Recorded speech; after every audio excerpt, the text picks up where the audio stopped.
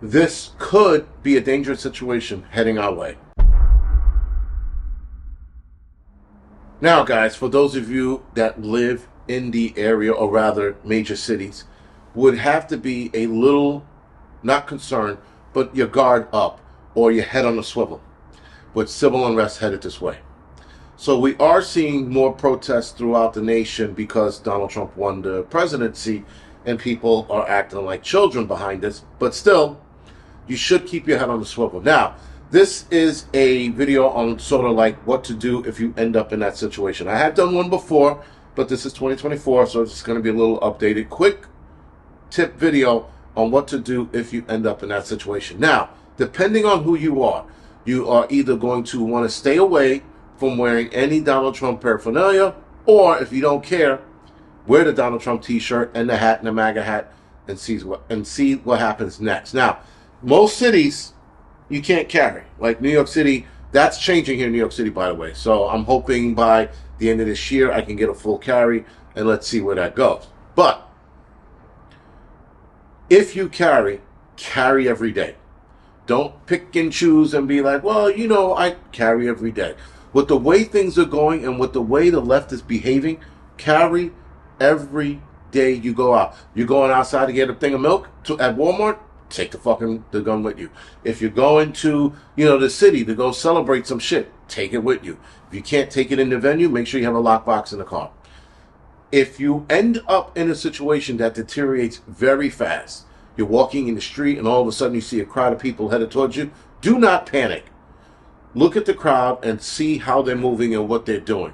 Don't start running for no reason, because I know people will do that. Like, is that a crowd of people? And then they fucking take off. Don't take off. Assess the situation. You always assess the situation before you flip out and panic. Because if you see something and you run, you could be running into something worse. So you have to assess the situation and assess the area you're in and assess the exits, which way you can go, which direction you can run in, which block you can run down, right? Can you just do an about face and head opposite direction? These are things you're going to have to assess as soon as something happens. And you only have a few seconds to do that. This is why I say we war game shit in our heads constantly. So you end up in a situation, you can be like, you already war game if this happens, what you're going to do, and what area if it happens, and where you're going to go. And this is why you war game, and we war game everything. At least people like myself, I war game every situation that can possibly happen when I'm in the streets, walking around, even at home. You war game things in your head, you can react to it a lot better and faster, getting yourself out of a situation a lot quicker. Now, should you end up in the middle of a protest, again, do not panic. See what's going on. See how these people are behaving. Are they beating people up coming down the block because they're pissed? Are they beating up people with MAGA shirts on or MAGA hats on because they're pissed? You got to assess that situation. Now, if you start seeing them going hands-on, you're going to have one or two choices. Get involved or go in the opposite direction. Now, getting involved is not going to work in your better interest if you are outnumbered severely, even if you are strapped. If you're strapped, just because you're strapped doesn't mean you're going to be able to take down the 100 and something people or 200 or 300 people coming at you. So you definitely have to assess the situation and think about what you're going to do next. Are you going to get involved? You're going to run the opposite direction? Or you're going to stand your ground? Now, standing your ground doesn't make sense in this situation. Turning the corner and running in the opposite direction will work in your better interest. If you get cornered, then use whatever you have on you, but don't engage if you don't have to. Now, should it get violent, you're going to want to stick to the walls. You're going to want to stick to the outer edges of those protests of that situation. So all of a sudden, if things turn bad quickly, you're going to need to get out of that situation. And the best way is to get to, especially if you're in a city like New York, get to the block, get to the stores or whatever, and try to follow your way out until you can get to an avenue where you can run down and out of safety. You do not want to stand there and try to take on 50 people. And if you have to, and they start hitting you, you got to curl up into a ball. Do the best you can to protect your vital organs and your head, because they're always kicking for the head and they're always kicking for the ribs. So try to guard as much as you can and curl up into the tightest ball possible. At some point they get tired, and there's always, from the videos I've seen, there's always somebody in there that's looking to stop it. So hopefully they're there when that goes down. But again, the way they're talking now, they're talking about taking on people, taking out people, searching people out, going to their homes. they're getting carried away with these threats. So these threats are becoming a little more real, and they might be real. They might get more realer, not a word, but they might get there if this keeps going unchecked. If they keep protesting, and right now they're just protesting, there's no violence, there's no actions of any kind. But the more upset they get, the more pissed off they get, the worse this is going to get.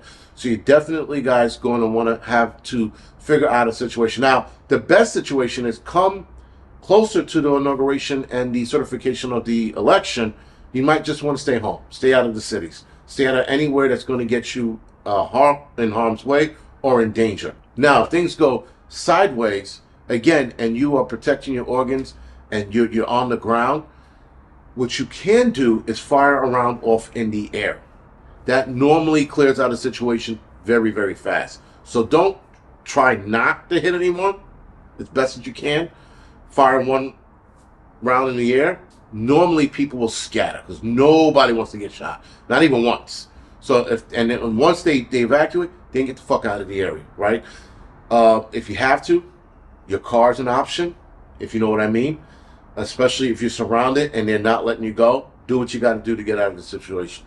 But I do think, guys, that we're going to see more civil unrest. I think we're going to see more in January and January 6th and the 20th. We're definitely going to see something unfold in that regard. I think we're going to see buildups to it before then. I don't think we're going to see any real unrest. We're going to see more protests. Come January, we might see some more shit. So other than that, guys, just keep your head on the swivel. Make sure you know your exits, your routes out. Make sure that if something's going to go down, like a protest, go to Twitter and type in protest wherever you're from. You'll see it on Twitter. You'll see like, oh, today at 3 o'clock there's going to be this. Or in Texas, in Dallas, at 2 o'clock there's going to be that.